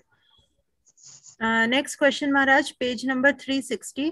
If you do not commit any sin, if you do not tell any lies, if you do not drink, gamble, and commit theft, it is good, but that is your duty and cannot be applauded, and you cannot be applauded for it. Some service to others is also to be done. As you do good to yourself, so you must do good to others. Then why people behave opposite to this? Because everybody wants all good things for themselves only. ये उन लोगों से पूछो, हमसे क्या पूछते हो? Generally everybody is like this only. इसलिए ये उनके जीवन का उद्देश्य है धर्म अर्थ काम मोक्ष में से अर्थ और काम और कुछ नहीं। अच्छा, धर्म अर्थ काम मोक्ष बोला ना, तो पैसा कमाना और काम का भोग करना, सारे 90% लोगों का उद्देश्य है ये दो। हमारे शास्त्र कहते हैं कि उसको धर्म से करो, यानी कई बातें उनको जीवन में उतारो। लेकिन लोग नहीं करेंगे, चोरी करके पैसा कमाएंगे, तो खूब भोग करेंगे और कोई देखेगा नहीं, मॉरलिटी को नहीं मानेगा, क्यों? वो तो भोग करना चाहते हैं, उनका उद्देश्य भोग है ना। Ideal, they are not gods, they are not धर्मी, वो साधक तो है नहीं, तो क्यों प्रश्न करते हो इसी? भाई लोग क्यों नहीं करें? प्रश्न ये है कि भाई should I not do it? I want to enjoy life, I want artha money in whichever way. मैं चोरी करके काला बाजार करके पैसा कमाऊंगा, मेरे को क्या, तुम क्यों मेरे को रोकते हो? Why do you expect people to become good? They don't want to become good. मैं अपना पैसा कमाना करता हूँ, नाम यश चाहता हूँ, ये मेरा उद्देश्य है, भोग करना चाहता हूँ। बट महाराज जो मॉरल वैल्यूज क्या लेना देना? हाँ, तुम बता रहे हो मॉरल वैल्यूज, ये उसका मॉरल वैल्यूज है ना, इसको कहते हैं धर्म। धर्म, अर्थ, काम, ये तीन है ना। यहाँ पे जो बात कही गई है वो मॉरल वैल्यूज की बात कही गई है, लेकिन जो साधक है उसको मॉरल वैल्यूज बहुत इंपॉर्टेंट है। जो संसारी व्यक्ति है वो उसकी चिंता नहीं करता। सभी लोग तो काला बाजारी करते हैं ना।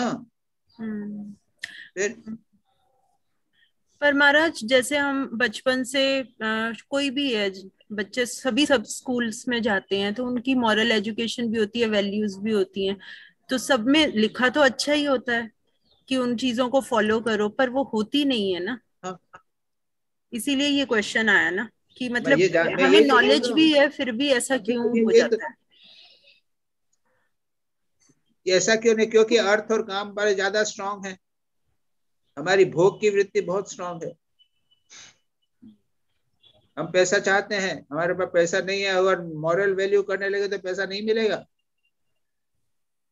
ये मॉरल वैल्यू करो तो यदि पांडवों की जैसी हालत हो जाएगी, बेचारे कष्ट पाते रहे। कितना क्लियरली लिखा है, ये दुर्योधन कितना बदमाश था, बिल्कुल क्लियरली लिखा है ना।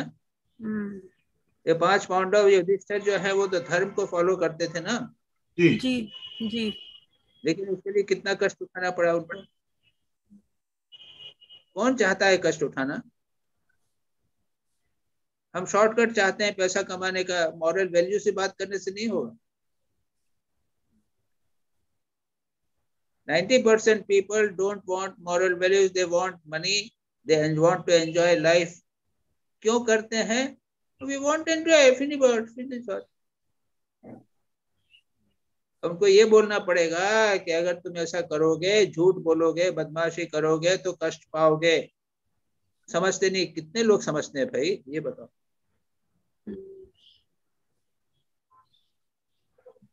सारे रूल्स रेगुलेशंस हैं, एक गृहस्थ के भी रूल्स रेगुलेशंस हैं, कौन फॉलो करता?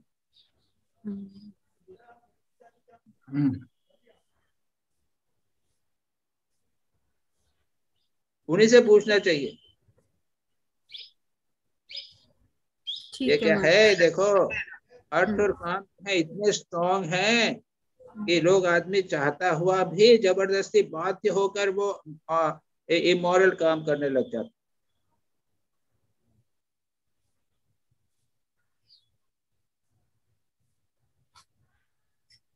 पता नहीं महाराज, पता नहीं सही है कि नहीं, पर मैंने जो अपनी लाइफ में फॉलो की हैं बहुत सारी चीजें, पर मुझे मुश्किल नहीं लगा बिल्कुल भी कि मॉरल वैल्यूज फॉलो करनी मुश्किल है और संसार नहीं चल सकता। तो लोगों से पूछो। हाँ जी। नहीं तो तुम बताओ ना, तुम पूछो लोगों से, तुम पूछो लोगों से कि तुम लोग क्यों नहीं फॉलो करते। मैं ऐसे लोगों को जानता हूँ, मेरे फादर थे, बहुत अपराइट थे। बहुत सारे लोग हैं संसार में जो बहुत अपराइट हैं, बहुत मॉरल, स्ट्रिक्टली मॉरल फॉलो करते हैं। ऐसे लोग हैं भी, ऐसे भी तो लोग हैं। है महाराज। जो नहीं करते हैं उनसे पूछो क्यों नहीं करते बाबा। ठीक है। Next question Maharaj, page number 362। It is therefore truly said that whatever a man says who has purified his inner self for 12 years without entertaining a single vicious idea during that period is sure to come true. तो ये महाराज मैंने भी कई बार पढ़ा है बहुत सारी जगहों पे, जो 12 साल तक इस चीज का फॉलो करता है उसके मतलब जबान पे जैसे सरस्वती बैठ जाती है और हर चीज सत्य होती है। तो पर इसका कोई एग्जाम्पल मतलब ऐसा कोई हुआ हो, कोई पर्सनालिटी ऐसी हो? ऐसा है कि ठाकुर के जीवन में था, वो बोल देते थे कि मैं अब नहीं खाऊंगा, मैं ये गोपाल की माँ के हाथ का नहीं खाऊंगा।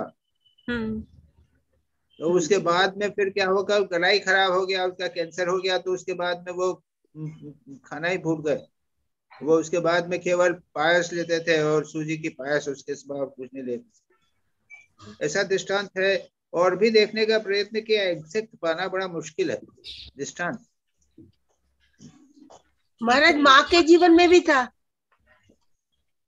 वो, जो बैगन से नलिनी दीदी ने मारा ना, तो उसका जिस हाथ से तुमने ये किया तो वो हाथ ही खस जाएगा, खोशे जाएगा। वो जो है वो बाद में उसको बहुत प्रॉब्लम भी हुआ। नहीं, वो सत्य का दृष्टांत नहीं है, वो है श्राप का दृष्टांत। महाराज श्राप दिया उसको। महाराज आपने एक बार एक स्टोरी बताया था कि महाराज आपने एक बार एक स्टोरी बताया था कि ठाकुर जी ने अगर ऐसे भी कोई बात बोल दिया तो वो सही निकल जाता था। लाइक स्वामी जी को एक बार उन्होंने बोला था कि तू भी भगवान को बुला ले तो तेरे को एक हाथ चौड़ा गद्दा मिलेगा सोने के लिए। और बाकायदा आपने ये स्टोरी बताया था महाराज। यस। और स्वामी जी ने उसके बाद मेजर किया था, उसमें एक्चुअली इतना बड़ा था। वो स्वामी जी ने, ठाकुर ने मजा कहा, अरे तू भी अगर भगवान को पढ़ा करेगा तो एक वैसा हाथ करके बताया कि वो ऐसे इतना बड़े गद्दे में सोएगा। और स्वामी जी उसके बाद एक बार सो रहे थे बेलूर मठ में, अचानक उठ के उन्होंने देखा कि ठीक जैसा बोला था वैसा के वैसा ही हुआ। महाराज आपने एक बार ये भी बोला था कि जो श्राप होता है वो भी एक तरह का सत्य होता है, क्योंकि जो होने वाला है वो सत्य उसके मुंह से निकल रहा है। जैसे हलदारी का उसने ठाकुर को श्राप दिया था, तो वो सत्य निकला कि तेरे मुंह से खून निकलेगा और समथिंग लाइक दैट, और वो इसलिए हुआ क्योंकि वो इसी तरह से। नहीं, लेकिन ये जो है ये वो उसका, यानी वो 12 वर्ष सत्य के पालन करने का प्रभाव नहीं बताया गया। मैं अपनी विल पावर से, स्ट्रॉन्ग विल पावर से मैं कुछ बोलता हूं, वो श्राप हो गया। वो that is not the proof of truthfulness. ये मेरा कहना है। There is a difference between the two. जी महाराज। हाँ मैं बोलूं कुछ? हाँ बोलो महाराज जी। मैं प्रभा बोल रही हूँ। आपने एक बार जैसे मैं महाराज जी की ही बात कर रही हूँ। महाराज जी एक बार भूवी क्लास 4th में थी और वो ना मैथ्स में उतना अच्छा नहीं करती थी। मैं परेशान थी, महाराज जी को फोन किया। महाराज जी बोलते अरे तू क्यों परेशान होती है, वो तो देखना कितना बढ़िया करेगी। और 10th में भूवी को मैथ्स में 100 में 100 आए। गुड। किसको बोला था? Very good. आपको महाराज जी, आपको। अच्छा। और आपने बोला था तू मैथ्स की चिंता करती है, अरे वो तो मैथ्स में बड़ा अच्छा करेगी। उसके बाद से भूवी को मतलब 10th बोर्ड में भी 100 में 100 आए, और अभी 12th में भी अभी उसको 99 आए हैं। She was struggling in maths. तो मैं तो भाई साक्षात जो सत्य का है उनका मैं बता रही हूँ। आपने पूरा भंडा फोड़ दिया। जी बड़ा अच्छा किया आपने ये बता दिया, क्योंकि यही आशा करते कि तुम भक्ति में मग्न हो जाओगे, क्या आशीर्वाद दे दे तो ये सत्य हो जाएगा, फिक्र खत्म हो। हे भगवान, हे भगवान, ये क्या तो हम आपकी भक्ति करेंगे 24 घंटे। महाराज हम कुछ नहीं करेंगे, बस आपको पकड़ेंगे, बस महाराज की भक्ति करेंगे। चलो आगे क्वेश्चन पूछो भाई। महाराज page number 363। It is not bhakti if we worship God with the desire for a son. It is not bhakti if we worship with the desire to be rich. It is not bhakti even if we desire of heaven. Bhakti is not the outcome of fear or greediness. So in spite of this jnana, people are praying just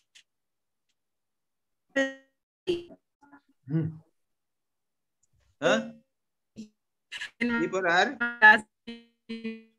Maharaj, I can read the statement she said. Question तो मैं नहीं कह पाऊंगा. जो statement वो कह रही थी, it is not bhakti if we worship God with desire for a son. It is not bhakti if we worship with the desire to be rich. It is not bhakti even if we have desire for heaven. It is not bhakti if a man worships with the desire of being saved from the torture of hell. Bhakti is not the outcome of free fear or greediness. यहाँ तक उन्होंने पढ़ा था, उसके बाद सवाल किया था. तो सवाल क्या था?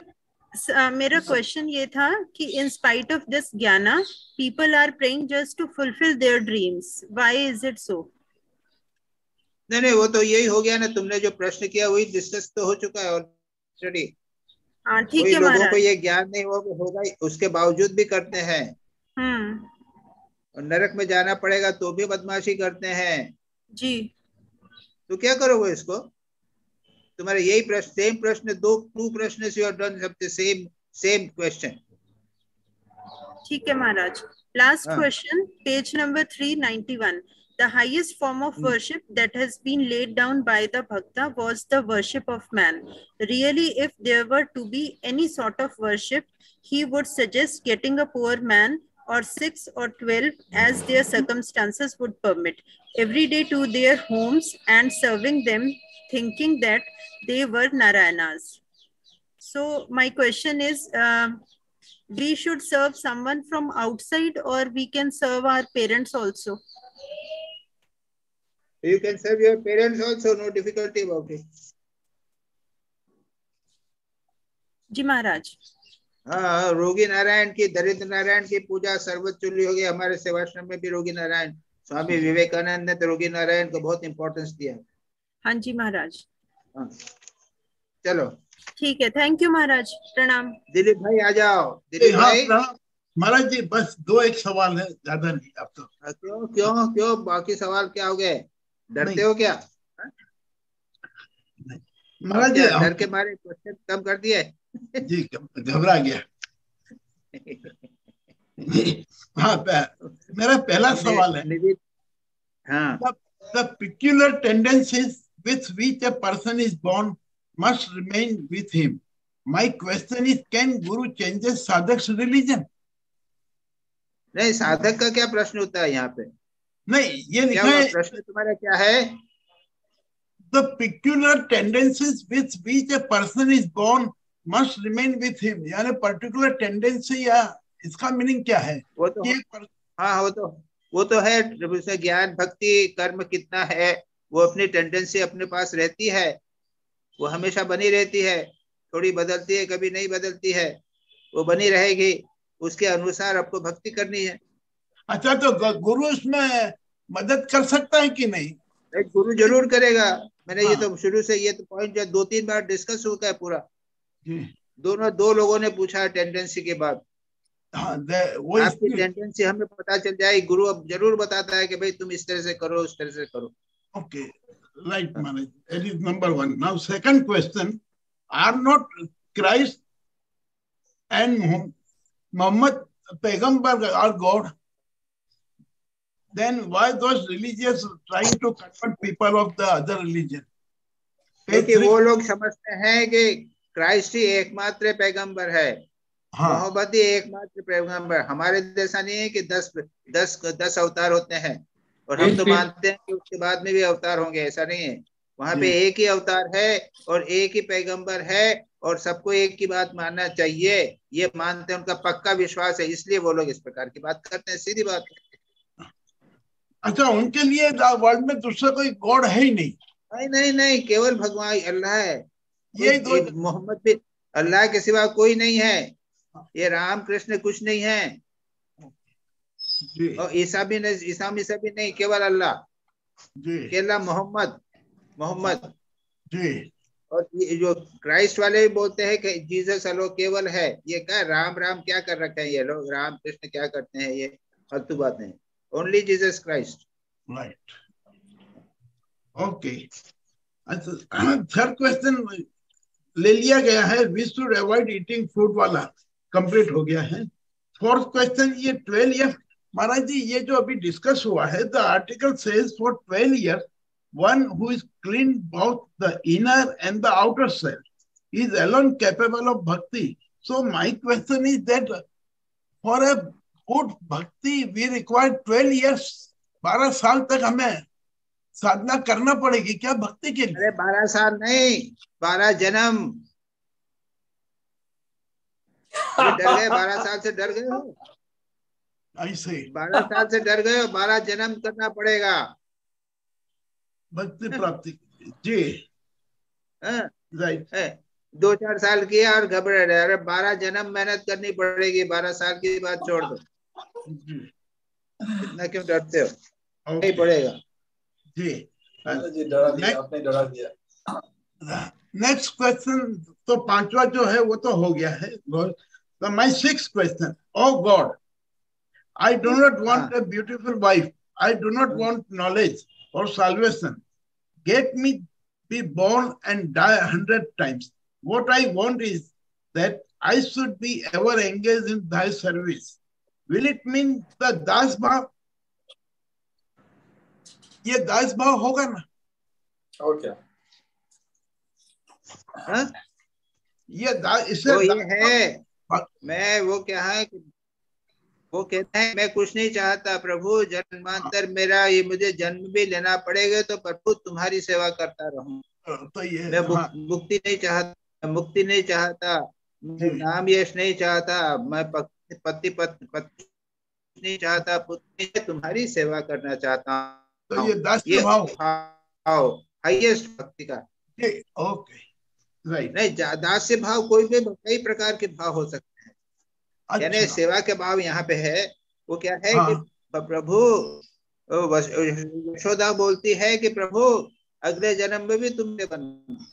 बराबर। मैं जितनी बार जन्म लूंगी उतनी बार कृष्ण तुम बच्चे बन के रहना। तो ये भाव भी है। किसी का दास्य भाव है, किसी का वात्सल्य भाव है, जैसा जिसका भाव है। अच्छा, हर भाव में ये संभव है। अच्छा महाराज जी, नेक्स्ट क्वेश्चन है, संसार नहीं चाहता, बस संसार में रहना चाहते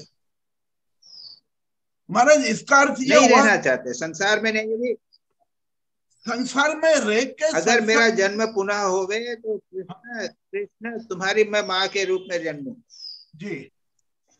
अगर अगला जन्म होवे तो मैं तुम्हारा सेवक के रूप में जन्म लूं। मेरे को संसार की कोई इच्छा नहीं है। हाँ। ये भाव जी महाराज जी, तो इसके अंदर कुंती ने ये कृष्ण को कहा था, नहीं कुंती ने ये कृष्ण को कहा था कि मेरे को तो ये हर जन्म में तुम्हारे दर्शन करना है, इसलिए मुझे तकलीफ देते ही रहो।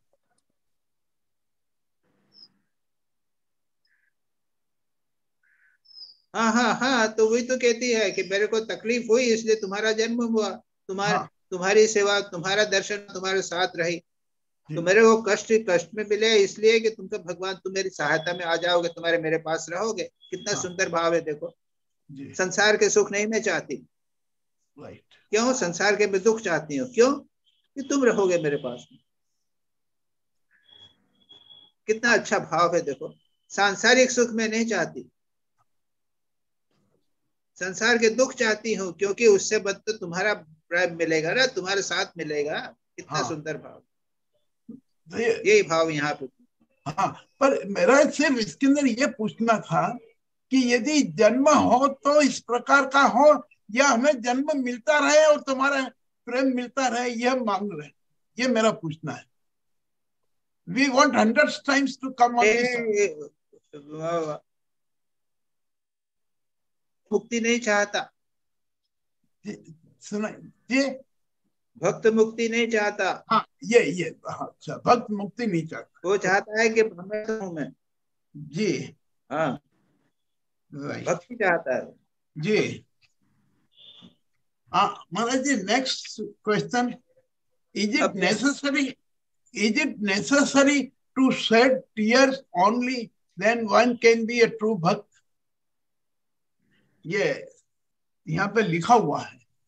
नहीं, कहा नहीं नहीं नहीं नहीं, वो तो यदि आंसू आ जाए तो ठीक है, नहीं आए तो नहीं ठीक, कोई है, क्या बात है, उसकी जरूरत नहीं कि तुम्हारे आंसू होने ही चाहिए। नहीं, but in the world there are always some who get intoxicated when they hear of God, and they shed tears of joy when they read of God. Such men are true bhaktas. Such men are true bhaktas. ये लिखा हुआ है। हाँ, ये आखिरी line लिखी है, सच men are true bhaktas। तो इसका अर्थ ये हुआ कि जाए तो अच्छा।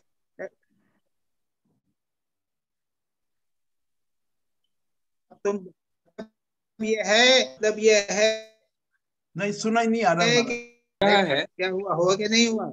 नहीं महाराज, एक बार अब बोलिए, अब आवाज आ रही है, बीच में थोड़ा कभी कभी नेट लैग होता है, अब दोबारा से बोल दीजिए। अच्छा अच्छा जी।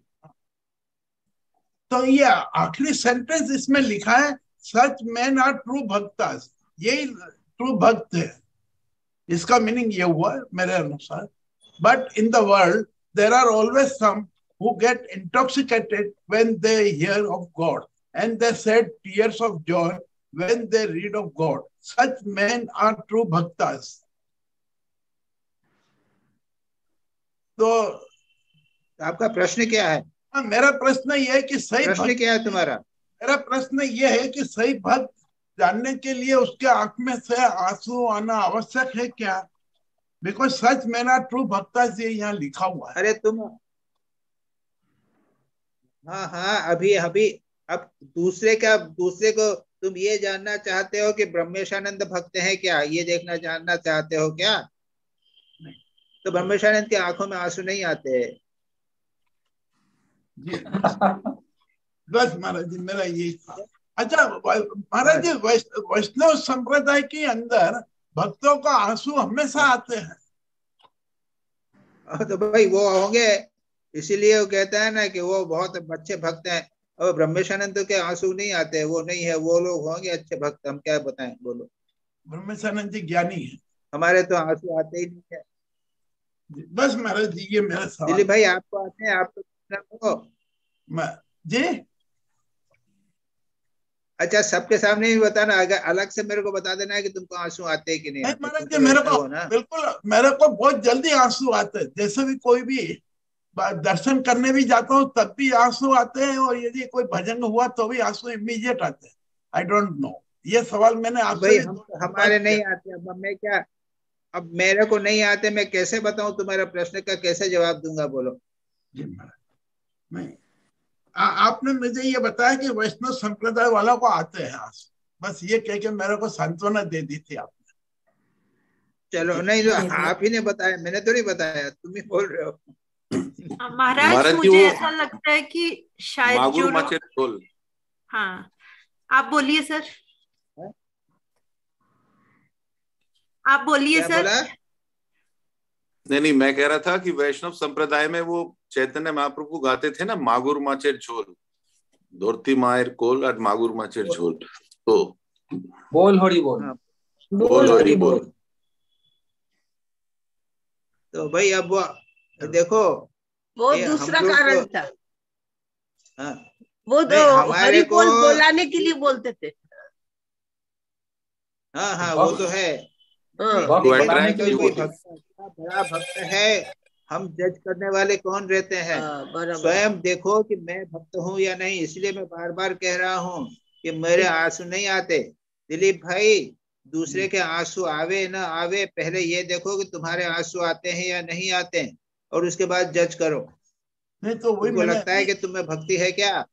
नहीं, मुझे नहीं महाराज जी, दूसरे की बात नहीं कर रहा आते हैं या ना आते हैं, उससे मैं तुमको जज नहीं कर सकता। नहीं, मेरा ये सवाल है कि भक्ति के समय आंसू मुझे जल्दी आ जाते हैं। यदि कोई भजन सुनो तो भी आंसू आते हैं, या मंदिर में जाके थोड़ी देर खड़े रहो तो भी आते हैं। तो मैंने इसलिए ये सवाल पूछा था, और इसमें ये लिखा था कि true bhaktas are those who shed tears, इसके अंदर सेंटेंस था, इसलिए लड़ाई। हाँ महाराज, इसमें सेंटेंस था, और मैं भी यही कह रही हूँ कि शायद हम ज्यादा इमोशनल जब होते हैं, कोई चीज भजन सुनते हैं, कुछ को रिलेट करते हैं, शायद इसलिए आंसू आते हैं, मेरे भी आते हैं। मेरी समझ में दिलीप भाई के सवाल में ही जवाब है। दिलीप भाई ने कहा जब मैं भक्ति करता हूँ तब आंसू आते हैं, तो भक्ति तो होती नहीं है कि जब चाहो तब भक्ति करो और बाकी समय नहीं करो। चलो, पर शिवानी जी धन्यवाद, आप मेरे को सपोर्ट करते रहती हैं। नहीं, मेरी सिचुएशन भी आपकी जैसी है, इसलिए एक जैसा हो। तो आगे चलो, 8वां प्रश्न करो। बस मेरे हो गए कंप्लीट सवाल, हो गए? हाँ जी महाराज। अच्छा, अब कौन बचा? निवेदिता। एक ही प्रश्न था कि उपनिषद में, उपनिषद, मेरा एक ही प्रश्न था कि उपनिषद में भक्ति है कि नहीं, वो आपने बता दिया। श्वेताश्वर में भक्ति है, आपने कहा आप भी। हाँ, श्वेताश्वतर में भक्ति है। हाँ, नहीं तो मुझे लग रहा था उपनिषद में सिर्फ ज्ञान ही है। नहीं नहीं, भक्ति के थोड़ा सा श्वेताश्वतर में। महाराज जी पिछले बार आपने बताया था, पिछले बार आपने बताए थे कि loving your own self is also भक्ति। लविंग योर सेल्फ मतलब आत्मा को साथ प्यार करना भी भक्ति है। ऊंची बात है वो। अब वो किसी कॉन्टेक्स्ट में कहा ना, some reference. I mean Upanishad is point नहीं चलता। Maharaj ji, Upanishad is full of glory of the self. So when somebody is in love with his own self, that is also bhakti. That's आपने बताया था। अब you all depend upon you. No, I can't tell you exactly in what context I had told. Okay. That means Upanishad में भक्ति है महाराज जी। ओम शांति शांति हरि ओम। श्री राम कृष्ण।